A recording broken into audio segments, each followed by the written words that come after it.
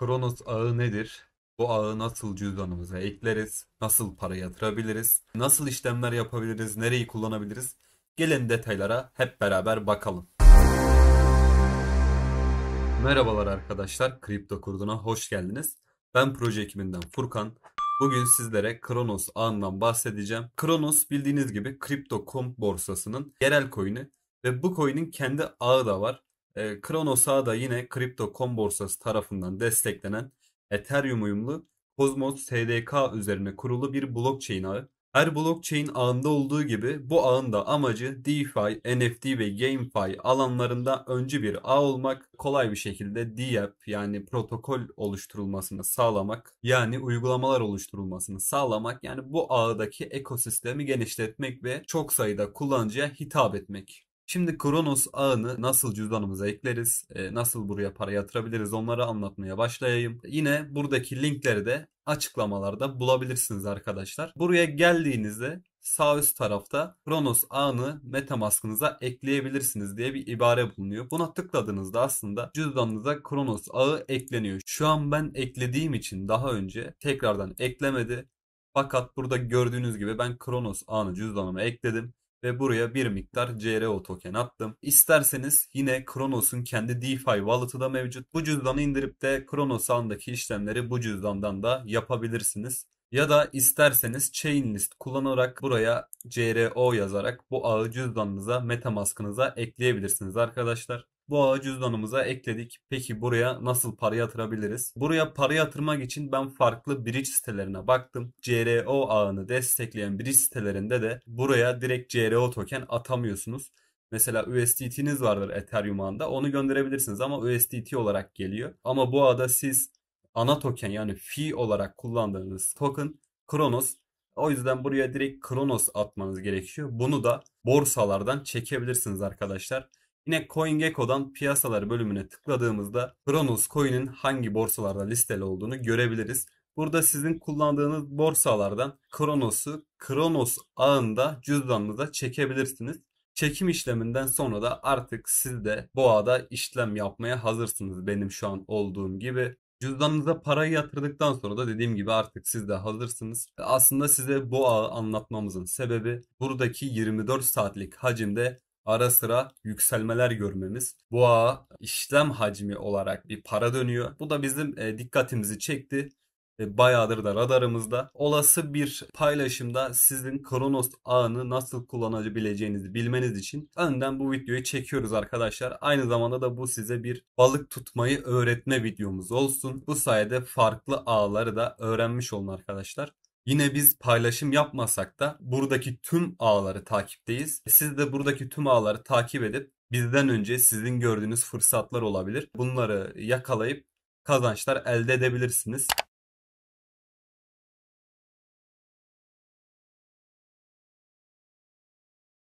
Yine Dex Screener üzerinden de shitcoin kovalayabilirsiniz arkadaşlar. Bununla ilgili de bir videomuz mevcut. Bunu da kartlarda çıkan videolar bölümünden izleyebilirsiniz. Orada 100x potansiyelli coinlere nasıl bulunur adlı altında bir videomuz da mevcut arkadaşlar. Bu ağdaki işlem hacmindeki artıştan bahsetmiştik. Aynı zamanda DeFi'lamadan da Kronos ağının TVL'ini kontrol edebilirsiniz. Biz hacimde artış gördük fakat TVL'de çok fazla bir artış göremedik. Aslında bu her iki tarafta da artış görürseniz burada bir hype başlayabilir gibi aklınıza bir bilgi gelebilir arkadaşlar. Burayı daha sıkı takip edebilirsiniz.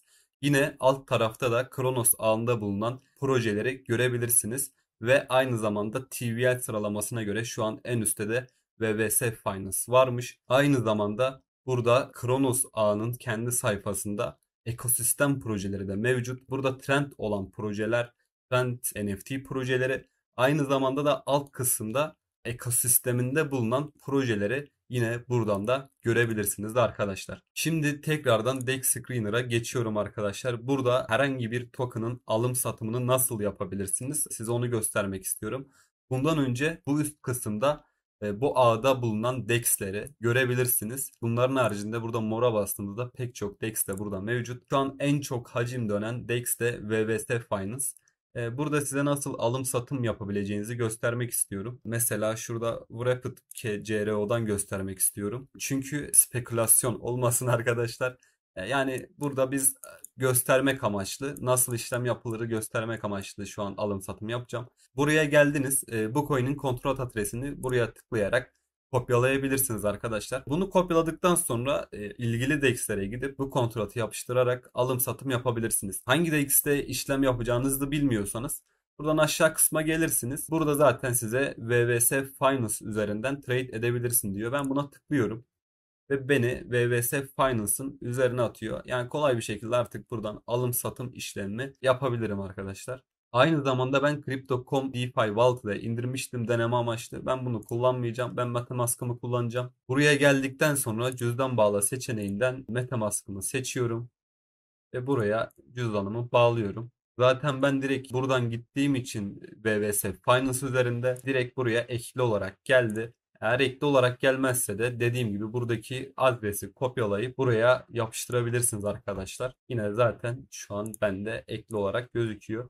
Mesela ben buradan 40 adetlik CRO tokeni Wrapped CRO'ya dönüştürmek istiyorum ve Wrap diyorum.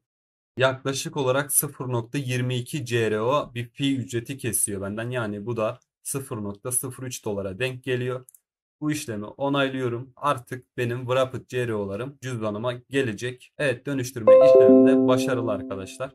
Gördüğünüz gibi buradaki bakiyem de arttı. Siz de bu şekilde gösterdiğim gibi aslında DEX Screener üzerinde kolay bir şekilde hangi DEX'te listeliyse işlem yapabilirsiniz. Son olarak da sizlere Doğu NFT Presale sayfasından bahsetmek istiyorum. Burada yine Kronos ağında bulunan bazı shitcoin'lerin launch'u yapılıyor. Gelip bunları inceleyip yatırıma uygun görürseniz Launchpad'ine katılabilirsiniz arkadaşlar. Mesela dün biz Chrononymous'ı takip ettik. 57K bir initial market cap ile piyasaya çıkacaktı.